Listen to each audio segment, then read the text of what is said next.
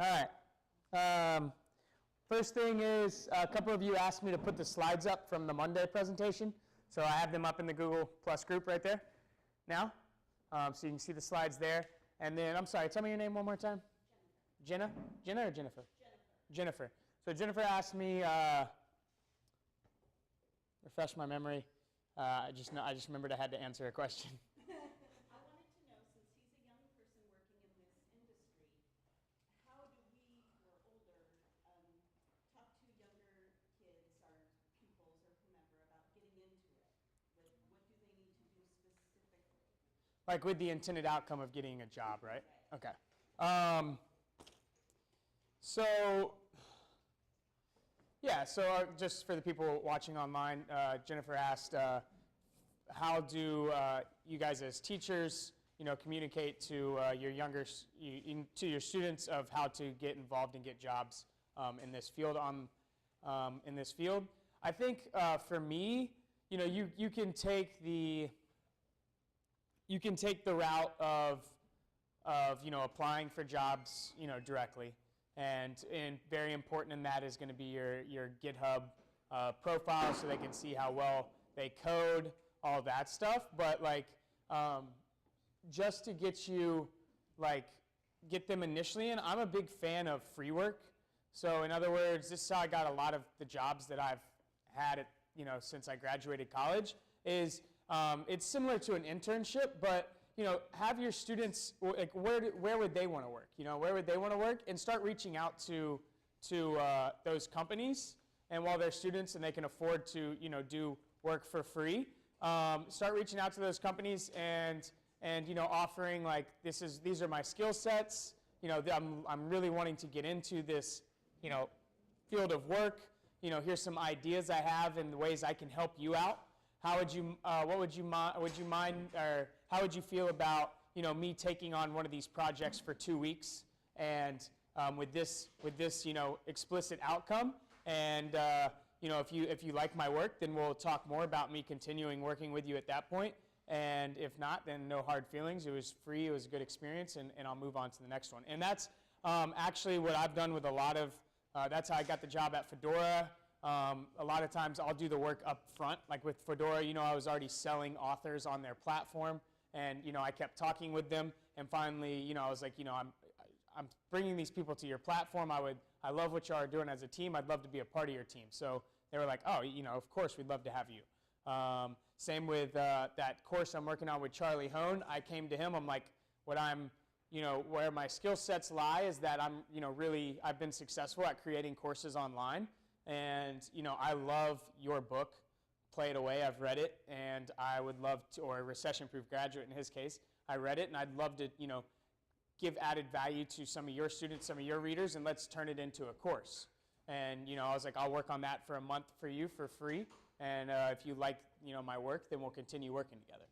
So that's how I got now I have a great relationship with Charlie Hone, and we're going to work on some projects together more in the future. So outside of the normal, going just to apply for jobs and, using GitHub as part of your resume in this line of work, I think it's great to reach out to people. And the key with doing that free work stuff is to aim big.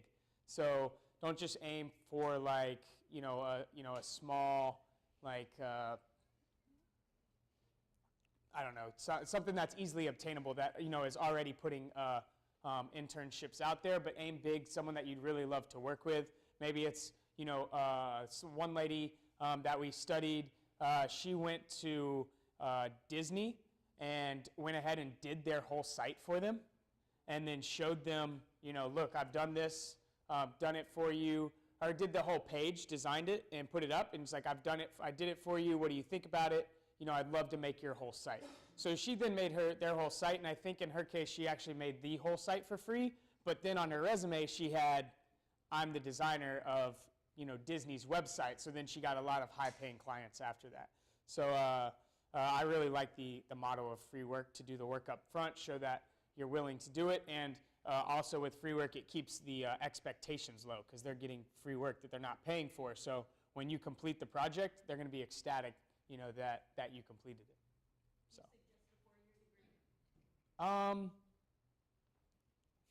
Uh, yes, I'll say yes. I mean, I think, there's routes both ways, the 4-year degree, or, you can just go straight in. Like these days, if you have examples, you see like the highly successful, like Zuckerberg or whatever, people can easily get hired straight out of high school if they have, the coding chops, and that can be proven through your GitHub or through other projects you've worked on. So, well, I think that, at that point, I don't want to get too much into that, but it's a personal, weighing the cost of schooling versus if they have a job offer straight up, long-term benefits and costs. So, I hope that helped a little bit, gave some ideas to y'all. All right, so now back to the coding. What we're going to do this afternoon, and hopefully we can get through this pretty quickly and get on to Flex before the day end, but is we're going to go through responsive design.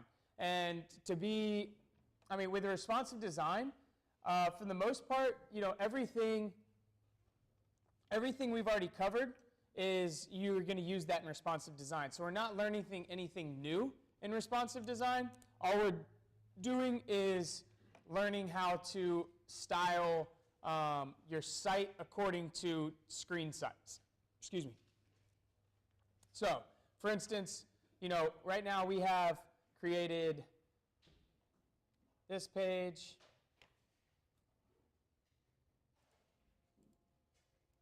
And our original index page.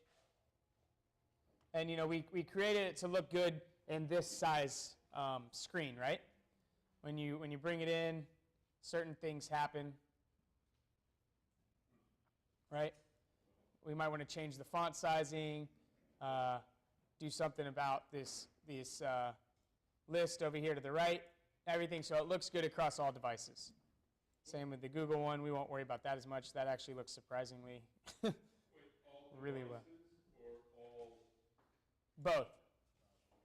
Devices, screen sizes, versus a big display, a laptop, tablet, or a mobile phone, right?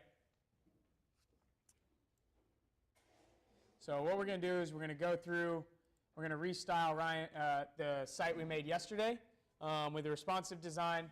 And then that way, whenever we create projects for the rest of the week, if we have to do any responsive design aspects to it, we'll know how to do it, and we'll just do it on top at the end. All right? Makes sense? So the big things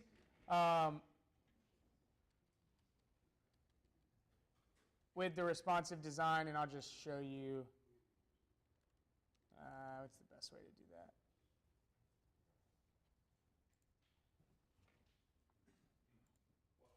Yes. Yeah, it should be all in there. Push which into GitHub? This? Yeah, so this is the index file of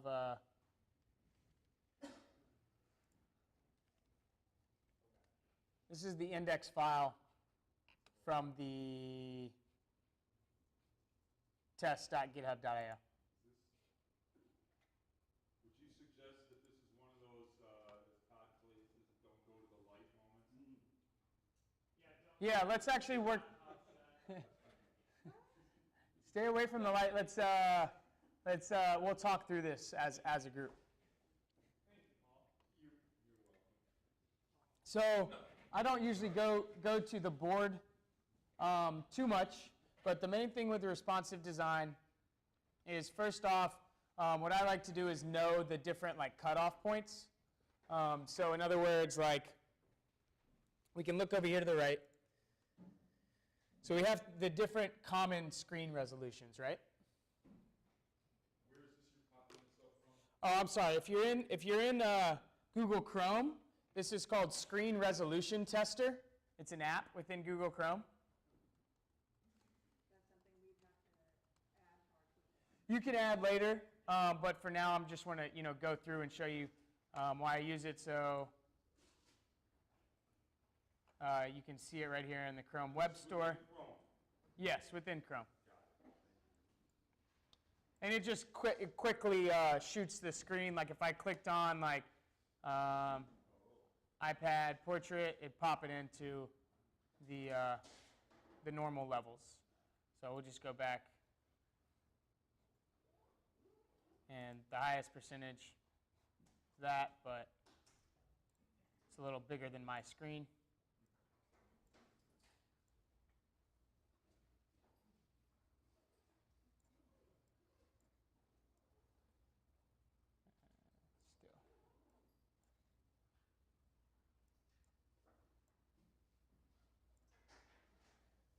So the main thing is to look at different screen widths and different levels to set your responsiveness. So in other words, what we're going to do here is we've kind of done the opposite.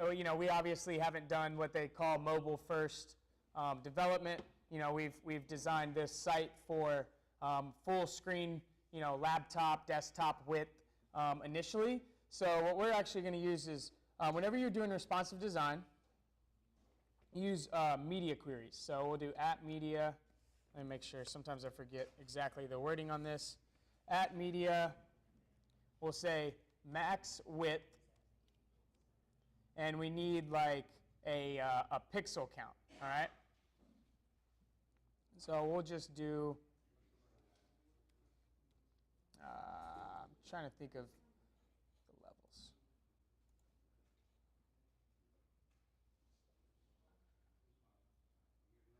So for the majority of global share of screen usage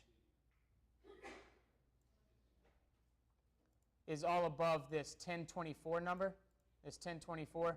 See that? That's 1368, 1280, 1024. All right, so we'll do one break at, and this is kind of discretionary value. I like to do it based on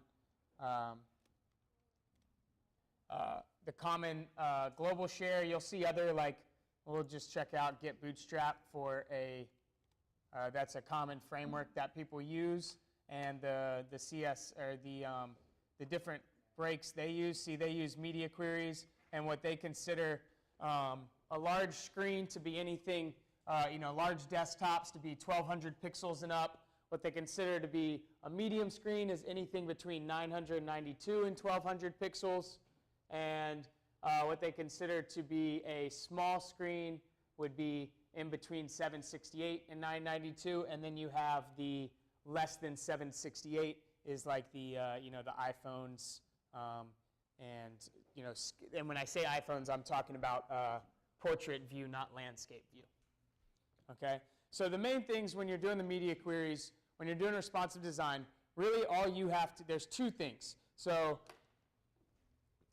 you just have to just know the different breaks that you want to do it at, for if you want to follow Bootstrap's different breaks, or if you want to do a little more, looking into the comment. This is why I like the screen resolution tester, because we can look into, the global share of at each screen resolution. See that? So I like to cut it off right here. That we'll say 1024. Anything that and above will have a certain way. We have 768 is a common iPad landscape. We have 320 is a common iPhone. So it falls in line a lot with what they have going on here. The only thing I'd really change is instead of 992, do 1024. All right? You see that? So that 320 is going to fall within the extra small.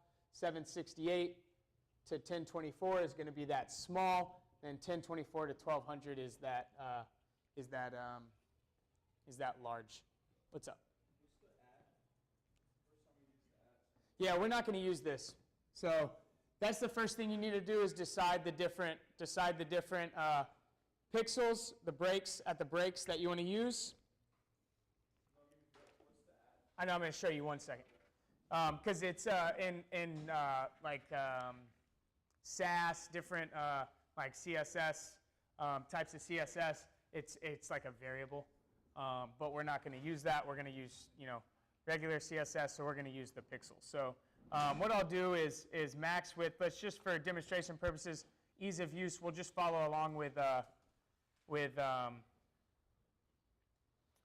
bootstraps. Suggestions here. So I'm going to use max width of 1199.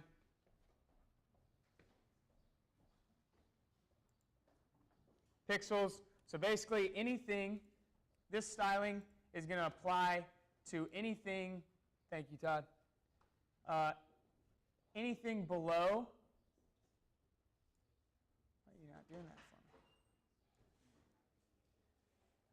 All right, so you see in the top right there, as I move the screen, it tells me the width. See that? 10, 45, 42, right? So we want to get that screen to 1199. Or I'm sorry, I didn't want to do 1199. Apologize for that. We're going to do 991. It's right less than. So everything 992 and above is going to be styled like this. Now once we get to 991,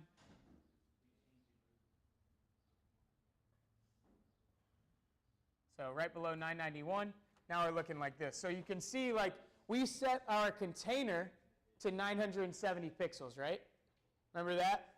So we set it to 971 pixels. Right now it's at 990. The whole screen's 990, so the container is starting to get all the way to the edge. So what we want to do is we want to push this container in some. So what we're going to do is anywhere from, we'll say, min width, minimum width, a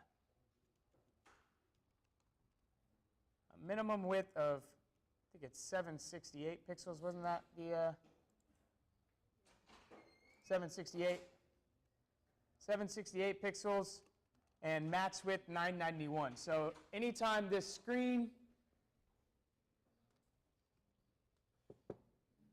is between 768 pixels and 991 pixels, I want the container to be, let's do 740 pixels.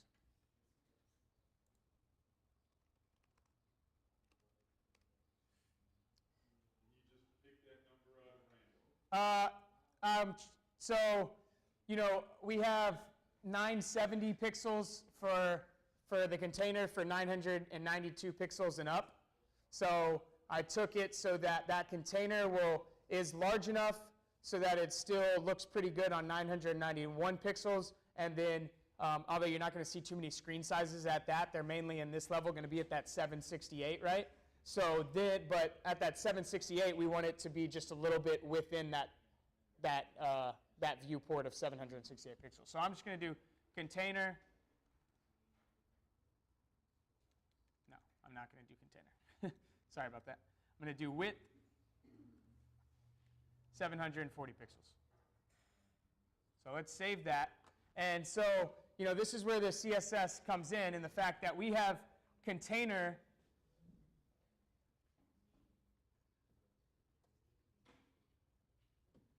Oh, I'm on the wrong style sheet. Sorry about that, guys. Let me save that. Yep, thank you. So let me go to the bottom down here, put it in here. So we have this container width of 740 pixels. So up here, does anybody see where I put container? So is this why you need to organize your code? All right, that's right. I put it down here with the universal stuff. So right here we have container width of 970 pixels. We have a margin of 0 auto. All right. So right now the compiler's like container width 970, margin 0 auto. It's still that way. All right. And now down here at the bottom, it's more specific, because we're not just saying at any width do this, but only through these widths do that. And also it runs after that container, so now the width is going to be overwritten in the fact that, like, if what's happening here is, we said if you have the same specificity, right, the one that comes second is the one that applies, okay? So if the width's less than 768 pixels and more than 991 pixels, the compiler is going to skip this section, right? So it's not going to reread this container rule, right? Does that make sense? So if it's outside of those numbers, so if the screen's larger than 991 pixels, it's not going to read this rule. But since it's within these, it'll read this rule, and since this container is the same specificity as that container, but this comes second, it's going to give it that width of 740 pixels, right? It's still going to keep the margin auto, because nothing's changed there, so it's still going to be centered, but it's going to give it that width. How many people, let me just see a show of hands, have clarity on how that selector works? Raise your hand if that makes sense to you. Okay, so kind of, well, do you, like, any specific questions, like what doesn't make sense about it? One of the things that really helped me when I first saw media queries was understanding that it's conditional code. And conditional code means given a certain condition, this code's going to run. And so the condition that's set is that when the width is between 768 and 991, run this code. And so it's going to run that code when our browser, the width of the viewport, the width of the window through which somebody's looking at this web page, when it's between 768 pixels and 991 pixels, that code is going to fire. So that's the beginning step for media queries. That's step one, is just understanding we have this conditional block. Based upon the screen size, we can get it to run certain code. Step two for media queries is, okay, well, let's use those conditional blocks of code, and when the screen is a mobile phone, make our site look like this with styling. When our screen is a tablet, make our site look like this with styling. When our screen is a desktop, make our site look like this with styling. So based upon the condition, mobile phone size, tablet size, desktop size, certain chunks of CSS run which style our web page, our content, to look good on those different sizes. And it's based on that at media thing, right? That's the if. Exactly. That's like an if statement in CSS, basically. So it's saying that, so if this is outside of these constraints, these characteristics, then it's not going to run, right? And if it does run, we're going to have two conflicting CSS rules. But remember, this appears second, so it takes precedence. So it takes priority. Yes, ma'am? Can I see it a little bigger so I can see what the Yeah, of course.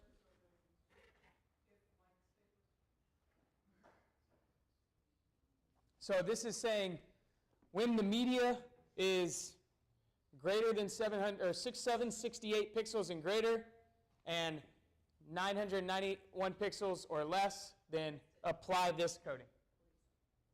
You had a question in the back, right? Yeah, for media current, is that what you would use if it's on a phone number is able to link to the phone feature? Say that one more time, sorry. Is media current where you would say the if-then statement that if it's on a phone, that the phone numbers on the website can use the phone feature on the mobile device? No. So you do that with special markup. So there's certain tags. I don't know off the top of my head, but I can show you that in the break or look them up. Yeah. And then it's just, null and void if it's not on a phone, like what he's saying. Yes, sir. I don't understand the need for that other bracket after dot container. This one down here? No, right after dot container. This one? No, up one more, up two. There you go.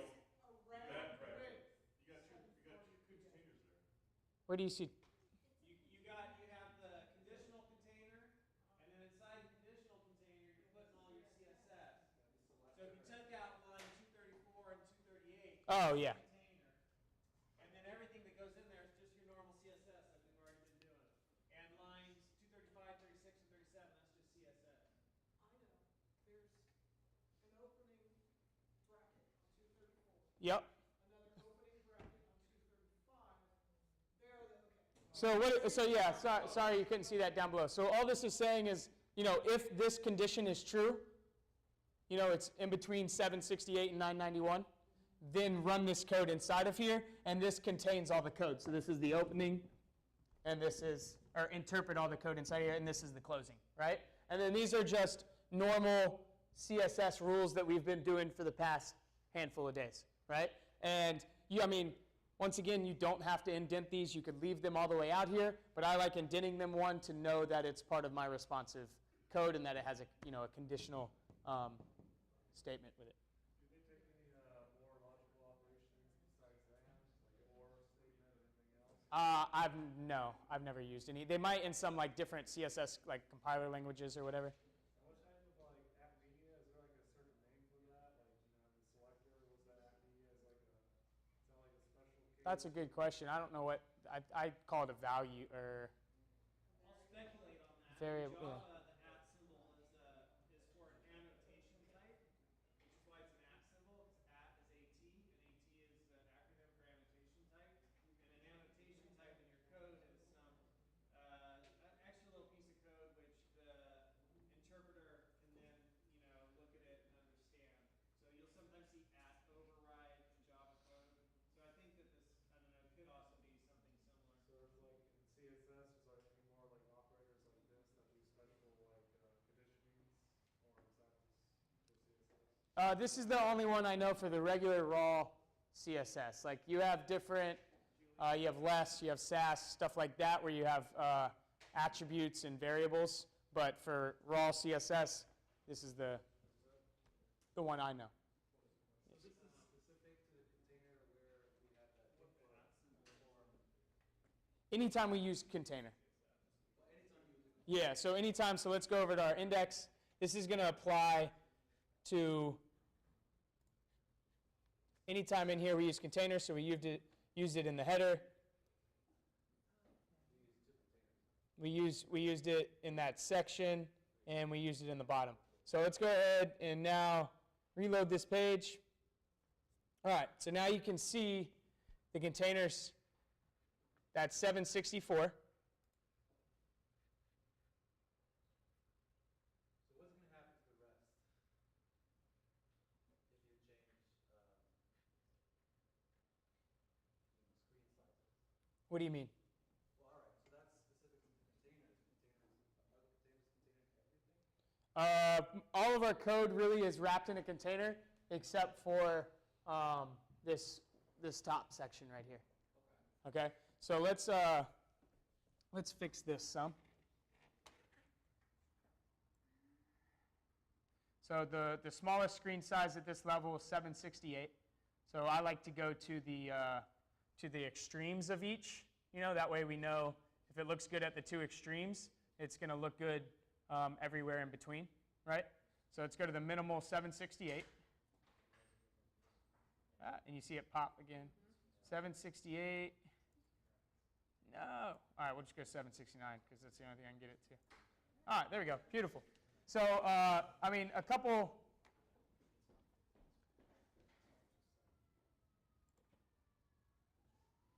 So you can see that container is just barely still there, right? A couple things we could do. The easiest fix so that this doesn't go down to the next line is we can give these list items to have, actually we could give this the whole header to have a font size. Let's go something smaller. Right? So we can just go 14 pixels. And then, okay.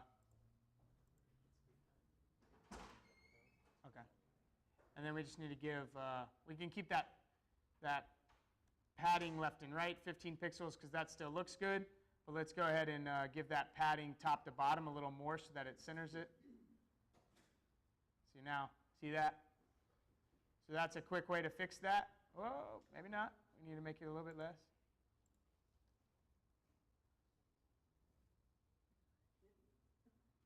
Is it possible to have? So there we go. Go ahead. Is it possible to have a CSS rule for font size that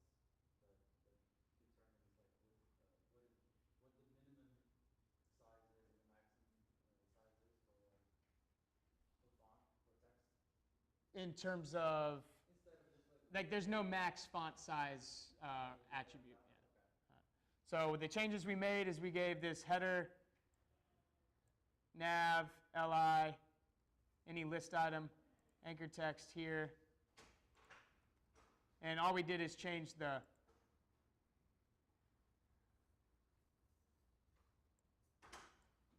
padding, so I'm going to take out display block. And then we made all font here in the header 14 pixels. So that's what I was saying at the start of this, that mainly the main thing when learning responsiveness, responsive design, is just to learn the values at which you want to have your breaks, and you want to make them have some intelligence behind the values where you decide to put your min and maxes at based on the different resolutions of different devices. So that's why we chose 768, because iPad landscapes right there, and we can go there to 1024, and then 1024 above that is a lot of resolutions for the laptop and desktop side.